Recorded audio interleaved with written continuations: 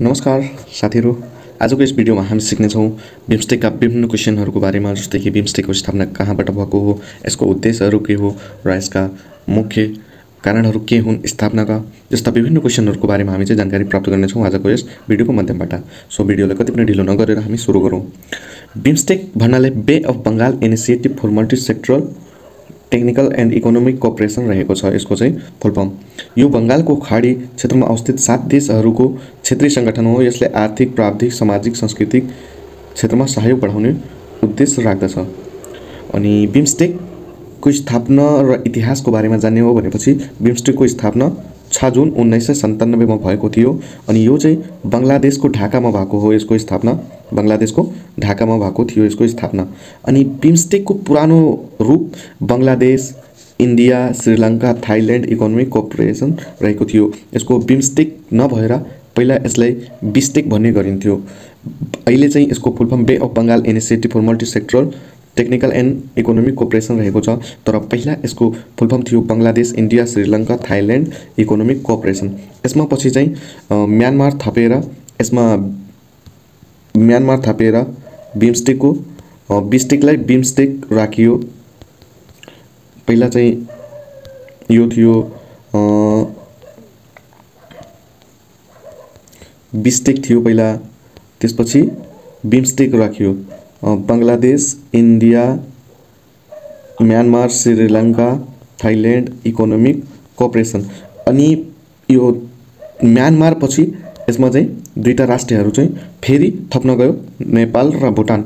अब नेपाल र भुटान यो लास्टमा यसमा इन्ट्री गरेको भएको हुनाले अब सबै देशहरूको पहिलो क्यापिटल नेपाल र भुटान यो नथपेर यसको पुरा रूप नै चेन्ज गरेर, बिमस्टेकको पुरा रूप चेन्ज गरेर यसको नाम चाहिँ bay of Bengal initiative for multi sectoral technical and economic cooperation राख्न गयो। साथीहरू, यसको सदस्य राष्ट्रहरू मैले अघि नै तपाईहरुलाई बताइसकेको छु। नेपाल, यसको सदस्य राष्ट्र नेपाल, भारत, बङ्गलादेश, श्रीलङ्का, भुटान, म्यानमार र थाइल्यान्ड हुन्। अनि जनसङ्ख्याको आधारमा यसको क्रम हेर्ने हो भनेपछि सबभन्दा थोरै जनसङ्ख्या भुटानमा, यसपछि धेरै श्रीलङ्काभन्दा धेरै नेपाल, नेपालभन्दा धेरै म्यानमार, त्यसपछि थाइल्यान्ड, त्यसपछि बङ्गलादेश र सबभन्दा धेरै भनेको भारतमा रहेको छन्। बिमस्टेकका सदस्य राष्ट्रहरूमध्ये भारतमा सबभन्दा धेरै जनसङ्ख्या रहेका छन्। अनि 3 नम्बरमा छ बिमस्टेकको उद्देश्य। यसको मुख्य उद्देश्य भनेकै बङ्गलादेशको खाडी क्षेत्रमा आर्थिक, प्राविधिक सहयोग बढाउनु, यो चाहिँ यसको मुख्य उद्देश्य हो।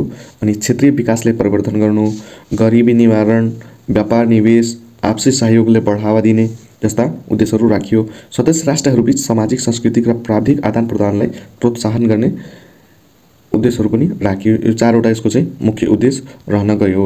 अनि बिमस्टेकका मुख्य क्षेत्रहरू 14वटा रहेका छन्, जसमध्ये मैले 14 को 14 नै यहाँ उपस्थित गराइदिसकेको छु साथीहरू। यो चाहिँ तपाईहरुले नोट गरेर राख्नु होला। पहिलोमा छ व्यापार र निवेश, दोस्रोमा छ प्रविधि, त्यसपछि छ ऊर्जा, पर्यटन, कृषि, संस्कृति, मानव संसाधन विकास, स्वास्थ्य, गरिबी उन्मूलन, जलवायु परिवर्तन, आपतकालीन व्यवस्थापन, सुरक्षा, यातायात र सञ्चार, त्यसपछि छ मत्स्य पालन। साथीहरू, यो मत्स्य पालन भन्नाले माछा पालन हो। माछा पालनै मत्स्य पालनलाई माछा पालन भनिन्छ है, ध्यान राख्नु होला। अनि यसको बिमस्टेकको संरचना, यसको 4 पिलर पनि भन्न सकिन्छ हामी।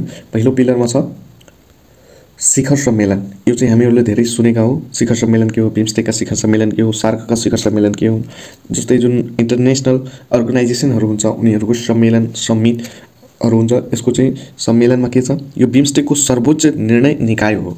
यो चाहिँ 4 पिलरमध्ये एउटा मोस्ट इम्पोर्टेन्ट पिलर हो।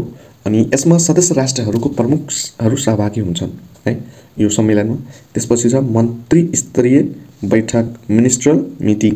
यसमा चाहिँ विदेश मन्त्रीहरूको भाग लिने गर्दछन्, विदेश मन्त्रीहरूले भाग लिने गर्दछन्। त्यसपछि छ वरिष्ठ अधिकारीहरूको बैठक, सिनियर अफिसियल्स मिटिङ। यसमा सदस्य राष्ट्रहरूको वरिष्ठ अधिकारीहरू सहभागी हुने गर्दछन्। त्यसपछि छ कार्यदल, वर्किङ ग्रुप्स। यसमा चाहिँ तल्लो लेभलका कार्यकर्ताहरू हुन्छन्। विभिन्न क्षेत्रमा कार्यान्वयन गर्न कार्यदलहरू गठन गरिन्छ। अनि यसपछि छ बिमस्टेकको महत्त्व। बिमस्टेकको महत्त्व नेपालका लागि बिमस्टेक को महत्व के रहेको छ यहाँ तीनवटा महत्व राखिएको छ। नेपाललाई समुद्री मार्गसँग जोड्ने माध्यम प्रदान गर्दछ, क्षेत्रीय व्यापार र निवेशले बढावा दिन्छ, अनि तेस्रोमा छ पर्यटन, ऊर्जा र प्रविधि जस्ता क्षेत्रहरूमा सहयोग बढाउने चाहिँ महत्व राख्दछ बिमस्टेकले। अनि यसको क्षेत्रीय महत्व भनेको दक्षिण एसिया र दक्षिण पूर्वी एसियाको बीचमा सेतुको भूमिका खेल्दछ बिमस्टेकले। अनि दोस्रो महत्व यसको क्षेत्रीय शान्ति, स्थिरता, विकासलाई प्रवर्धन गर्नु। यसले चाहिँ क्षेत्रीय शान्ति, स्थिरता र विकासले प्रवर्धन गर्दछ। अनि साथीहरू 7औं नम्बरमा छ बिमस्टेकका चुनौतीहरू। अब यसका त हामी विभिन्न कुराहरू हेर्यौँ हैन। अब यसको चुनौती पनि एकचोटि हेरौँ के छ चुनौतीहरू। यसका चुनौतीमा छ सदस्य राष्ट्रहरूबीच आर्थिक असमानता। यसमा चाहिँ विभिन्न 7वटा जुन राष्ट्रहरू छन् त्यसको आर्थिक असमानताहरू धेरै छन्। जस्तै कि नेपाल एउटा अविकसित राष्ट्रहरू बीचमा यदि काउन्ट हुन्छ भनेपछि भारत चाहिँ सारै नै विकसित देशहरूमध्ये एउटामा काउन्ट गरिन्छ। यसैगरी राजनीतिक मतभेद र सहयोगमा ढिलाइ, अनि संरचनात्मक समस्या र कार्यान्वयनमा कमजोरी। यसैगरी चौथो चुनौती छ सदस्य राष्ट्र बीच व्यापारिक असमानता। यो चाहिँ अलि धेरै नै चर्चित चुनौती रहेको छ बिमस्टेकको, सदस्य राष्ट्रहरू बीच व्यापारिक असमानता। अनि यसैगरी बिमस्टेकका भविष्यका लागि अवसरहरू के हुन सक्छन्। यसको अवसरहरू क्षेत्रीय एकीकरणलाई बढावा दिने, व्यापार र निवेशलाई सुगम बनाउने, सदस्य राष्ट्रहरू बीच समन्वय बढाउने, ऊर्जा, पर्यटन र कृषि जस्ता क्षेत्रमा सहकार्य बढाउने चाहिँ अवसर हुन सक्छ भविष्यको लागि बिमस्टेकको। साथीहरू यो चाहिँ 8औं नम्बरको पोइन्टमा हो। अनि हाम्रो 9 नम्बरमा छ बिमस्टेकको प्रगति। यसले के प्रगति गरेको छ। बिमस्टेकले विभिन्न क्षेत्रहरूमा सम्झौता र समझदारी पत्रहरूमा हस्ताक्षर गरेको छ। यसैगरी यसले क्षेत्रीय सडक जडान, ऊर्जा सहयोग र व्यापार सुगमता जस्ता कार्यक्रमहरू सुरु गरेको छ। अनि नेपालले पनि बिमस्टेक मार्फत पर्यटन र ऊर्जा क्षेत्रमा लाभ उठाउन सक्ने अवसर पाएको छ बिमस्टेकले गर्दा है। अनि यसैगरी यसको निष्कर्षमा के लिन सकिन्छ भनेपछि बिमस्टेकले बङ्गालको खाडी क्षेत्रमा आर्थिक, सामाजिक, सांस्कृतिक विकासले प्रवर्धन गर्ने महत्त्वपूर्ण भूमिका खेलिरहेको छ। यद्यपि यसलाई अझ प्रभावकारी बनाउन सदस्य राष्ट्रहरूबीच दिगो सहयोग र समन्वय आवश्यक छ। नेपालले पनि बिमस्टेक मार्फत क्षेत्रीय सहयोगबाट लाभान्वित हुने, आफ्नो विकासलाई प्रगतिशील बनाउने सम्भावना राख्दछ। साथीहरू यो चाहिँ हाम्रो आजको निष्कर्ष, बिमस्टेकको निष्कर्ष राखिएको छ। साथीहरू आई होप कि तपाईहरूले यस भिडियोको माध्यमबाट धेरै कुराहरू सिक्न पाउनुभएको छ होला। यदि के सिक्न पाउनुभएको छ अनि तपाईलाई लाग्छ कि यो भिडियो एकदमै इम्पोर्टेन्ट छ भनेपछि आफ्नो साथीभाइहरूलाई पनि सेयर गर्नु होला एकचोटि यो भिडियो। अनि तपाईहरूलाई यसै प्रकारका अरू भिडियोहरू चाहिन्छ भनेपछि प्लिज कमेन्ट गरेर तपाईहरूले टपिकको नाम भन्नु होला।